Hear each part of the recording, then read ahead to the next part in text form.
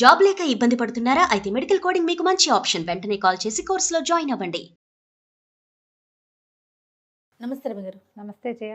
రమగారు, summer వేసవి కాలంలో తినవలసిన ఆహార పదార్థాలు ఏమిటి? అంటే ఎలాంటి ఫుడ్ తీసుకోవాలి? మనము సీజన్ బట్టి మార్చుకోవాల్సిన పరిస్థితి కదా రమగారు. అవును కదా, కాబట్టి మనం వేసవిలో ఎలాంటి ఫుడ్ తీసుకుంటే బాగుంటుంది? బేసిక్ అన్నం అన్ని సీజన్స్లోనూ ఒకటే, వేడివేడి అన్నమా చల్లన్నమా అనేది తేడా. పొగలు సెగలు కక్కే ఆహార పదార్థాలు పెద్దగా తీసుకోవద్దు. Oil foods no fries, no deep fries, బజ్జీలు పునుకులు అలాంటివి వద్దు. ఉప్మాలు రవ కేసర్లు వద్దు. ఉప్మా అసలు వద్దు ఎండాకాలం, ఆయిల్ ఎక్కువ. అవును కదా, దోశలు తగ్గించుకోండి, హాయిగా ఇడ్లీ తినండి, మినపకుడుని తినండి, ఆయికుడు అంటాం కదా, ఆవిరి కుడులు అలాంటివి తినచ్చు. గారెలు పూరీలు వడలు ఇవి తగ్గించండి. సాయంకాలం పూట పునుకులు వ్యవహారాలు కాకుండా చక్కగా ఫ్రెష్ తాటి ముంజలు అలాంటివి తినాలి. కొబ్బరి నీళ్ళు తీసుకోవాలి, కొబ్బరి తినచ్చు. కొంచెం నీటి కూరలు, ఎక్కువ ఆయిల్స్ వేయకుండా పలచగా ఉండేవి నీటి కూరలు. పెసరపప్పు ఎక్కువ తీసుకోవటం, వడదెబ్బ తగలకుండా. బియ్యపు రవ్వ జావలు పెసరపప్పుతో చేసుకునేవి, పలచగా కిచిడి లాంటివి చేసుకుంటాము. ఇవన్నీ వేడివేడిగా తినాలన్నది ఏం లేదు. కొంచెం చల్లబడిన ఆహారం తింటే ఒంటికి హాయిగా ఉంటుంది. ఇంకా కొంచెం సెగలు పొగలు కక్కుతున్నది తిన్నామనుకో, ఇంకా కొంచెం చెమట పోసి నిస్త్రాణ వస్తుంది, తిన్నది ఓపిక ఉండదు, నీరసం వస్తుంది. ఇక ఎట్లాగూ ఎండాకాలం కాబట్టి మామిడికాయతోటి చేసేటువంటి రకరకాల పదార్థాలు, మామిడికాయలు ఎక్కువ. అవును, చక్కగా మల్లెపూలు అవి పెట్టుకుంటూ ఉంటాం. ఆహారాల్లో భాగంగా పువ్వుల వాసన వస్తుంటే సంతోషంగా ఉంటుంది కదా. ఇది ఎలా అంటే ప్రతిసారి మనం సీజన్లు మార్పు వచ్చినప్పుడల్లా మనమేం మార్చుకోం, మనమేం అనం, ఆటోమేటిక్గా మారిపోతుంది. అబ్బా ఇంత వేడివేడి అన్నం ఎవడు తింటాడు, ఏదో చల్లగా అంత అన్నం పొద్దునే రాత్రి అన్నం ఉంటే ఒక గుప్పెడు అన్నం తింటే సరిపోతుంది. పులిహార్లు అవి తగ్గించండి, పులిహార్లు వద్దు. దాని బదులు దద్దోజనం బెస్ట్. అవును, పెరుగన్నం కలుపుకొని కొంచెం చిన్న తాలింపు వేసుకునో వేసుకోకుండానో కాసిన ధాన్యం గింజలు వేసుకుని, 2 జామకాయ ముక్కలు వేసుకుని, లేదా 2 యాపిల్ ముక్కలు వేసుకుని, అరటిపండు ముక్కలు వేసుకునో పెరుగన్నం తింటే కడుపులో చల్ల కదలకుండా ఉంటుంది. మజ్జిగ అన్నము అలాంటివి పెంచుకుంటే బాగుంటుంది.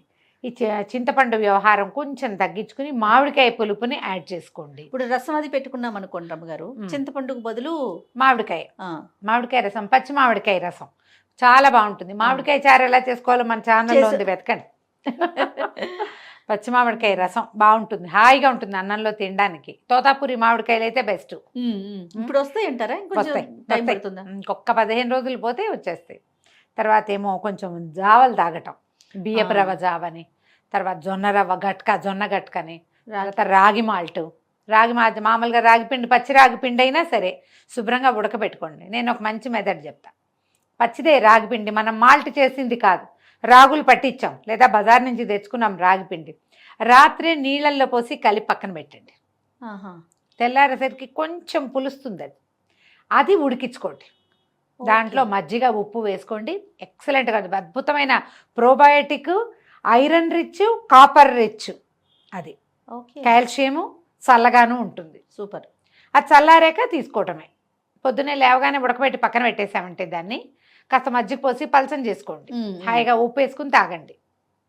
పిల్లలకి ఇవ్వడానికి చాలా బాగుంటుంది. కొంచెం మరీ చంటిపిల్లలకి 3 ఏళ్ళు 4 ఏళ్ల లోపల పిల్లలకి ఈ రాత్రి నానబెట్టింది వద్దు. కొంచెం 5-6 సంవత్సరాలు వస్తే ఇవ్వచ్చు, పెద్దవాళ్ళు హాయిగా తాగచ్చు. లేదా పొద్దునే ఉడికించుకోండి, పొద్దునే ఉడకబెట్టండి దాన్ని, దానిలో రాగి మాల్ట్ చేసుకుంటే చాలా బాగుంటుంది. జొన్న గట్క కూడా చాలా బాగుంటుంది. జొన్న గట్క వీడియో కూడా ఉంది మన దగ్గర. అవును, మీరు అదైనా చూడొచ్చు. మజ్జిగ కలుపుకోండి, పాలు పంచదార వేసుకోకుండా ఈ జావల్లో మజ్జిగ వేసుకోండి. సగ్గుబియ్యం జావ ఒకటి తాగొచ్చు. సగ్గుబియ్యం కూడా మనం సగ్గుబియ్యం అంత లావును ఉంటాయి, అవి కాదని ఇప్పుడు నైలాన్ సగ్గుబియ్యం తెస్తున్నాం, అవి వద్దు కదా, లావువే తీసుకోండి. కాకపోతే మీరు ఈజీ మెథడ్ ఏం చేయొచ్చు అంటే శుభ్రంగా సగ్గుబియ్యం మిక్సీలో వేసి గ్రైండ్ చేసి మెత్త పిండి చేసి పారేయండి. 10 నిమిషాల్లో ఉడికిపోతుంది అది. ఓకే, కానీ చెయ్యి పెట్టి కదుపుతూ ఉండాలి, అయితే అడుగంటే శుద్ధ కట్టేస్తుంది. హాయిగా దాంట్లో మజ్జిగ పోసుకుని తాగండి. సగ్గుబియ్యంలో పాలు పంచదార వేసుకోవచ్చు. సాయంకాలాలు పొద్దుటి పూట అయితే మీరు మజ్జిగ పోసుకోవచ్చు. నేనైతే ఏమి వేసుకొని ఒట్టి సగ్గుబియ్యం జావే తాగుతాను నేను. దీన్ని కూడా నైట్ నానబెట్టుకోమంటారా? అక్కర్లా, మీరు కనుక గ్రైండ్ చేసి మెత్తటి పొడి చేసుకుంటే 5 నిమిషాలు నానబెట్టి ఉడకబెట్టేసుకోవచ్చు. 5 minutes చాలు. ఓకే. అలాంటివి ఏవైనా చేయొచ్చు. ఇప్పుడు చేసుకోగలిగేవి ఏమిటంటే సొరకాయ హల్వాలు అలాంటిది నెయ్యి తక్కువగా వేసుకుని క్యారెట్ హల్వా, సొరకాయ హల్వా అలాంటివి తినొచ్చు. రవ కేసరి అంటే మళ్ళీ బోల్డంత నెయ్యి నెయ్యి వేస్తే కానీ రాదు యువతలకి.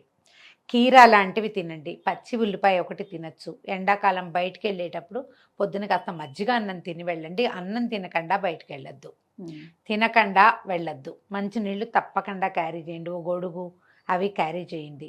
తలకు ఒక టోపీ పెట్టుకోవటం, గాగుల్స్ పెట్టుకోవటము అలాంటివి ఉంచుకోండి. పిల్లలకు కూడా అవి వేస్తే అవును. మనం ఎక్కడికైనా వెళ్ళేటప్పుడు శుభ్రంగా ఒక బాక్స్లో అంత పెరుగన్నం కలిపేసి పెట్టుకెళ్తే ఎక్కడైనా అవసరపడితే పిల్లలకు అరటిపండు, మామిడి పండు మొక్క నలిచి పెట్టేసి ఇచ్చు చక్కగా. అవును. ఎండలో ఇబ్బంది లేకుండా ఉంటుంది. ఆహారం క్యారీ చేయకుండా కానీ తినకుండా కానీ ప్రయాణాలు చేయొద్దు. చాలా ముఖ్యమైనది అదే. అవును. ఏదైనా మనది ఇప్పుడు పప్పులు అవి చేసుకుంటాం, ఆకుకూర పప్పు వాటిల్లో కూడా చింతపండు బదులు మామిడికాయ వాడుకోండి ఈ సీజన్ అంతా. తర్వాత ఆంపన్నా లాంటివి చేసుకోవచ్చు. పచ్చి మామిడికాయ ఏదే జ్యూసు, నిమ్మకాయ జ్యూస్ లాంటివి తీసుకోవచ్చు. లెమన్ జ్యూస్ తీసుకోవచ్చు. సబ్జా గింజలు నీళ్ళల్లో వేసి బాగా నానబెట్టడం. పొద్దున్నే వేసామంటే 11 గంటకల్లా సరిపడా నానిపోతాయి. సబ్జా గింజలు తీసుకోవచ్చు రోజుకు ఒకసారి. ఇప్పుడు చియా సీడ్స్ కూడా తీసుకుంటున్నాము. చియా కంటే కూడా సబ్జా ఎక్కువ చలవ చేస్తుందని భావిస్తా జయ నేను. అవును కదా. అవును రమ్మ గారు. తాటి ముంజలు బాగా దొరుకుతాయి. చక్కగా తాటి ముంజలు తినండి. లేత కొబ్బరి తినచ్చు. ఇవన్నీ ఏంటంటే మనకి వడగొట్టకుండా ఎండ తాలూకు ఎఫెక్ట్ శరీరం మీద లేకుండా ఉంటాయి. ఒక మంచి కుండ కొనుక్కొచ్చి ఇంట్లో పెట్టుకోండి. ఫస్ట్ అది ముఖ్యంగా పెట్టుకోండి. కందిపప్పు కంటే పెసరపప్పు పెంచండి. పెసరపప్పు పలచగా చారులాగా చేసుకోవచ్చు. పెసరపప్పు చారు కూడా ఉంది మన దగ్గర. అవును. సూప్ లాగా కూడా ఇవ్వచ్చు కదా దాన్ని. ఈవినింగ్ సూప్ లాగా. ఇప్పుడు టమాటాలు అవి కూడా తక్కువకే వస్తాయి. ఆవకాయలు ఊరగాయలు పెట్టుకుంటాం కదా. ఆవకాయ అన్నం తిన్న రోజున దాంట్లో కొంచెం అంత వెన్నో మీగడో వేసుకోండి. మజ్జిగ అన్నం తప్పకుండా తినండి.